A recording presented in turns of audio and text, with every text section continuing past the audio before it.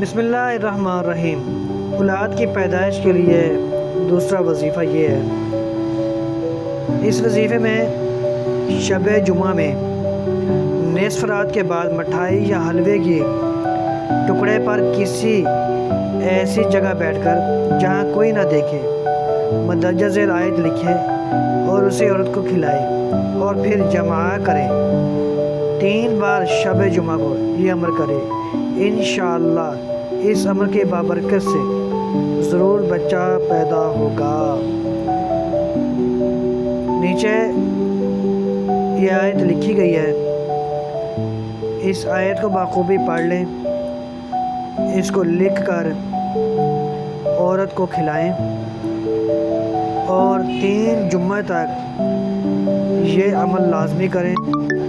جن میرے بھائی بہن بیٹی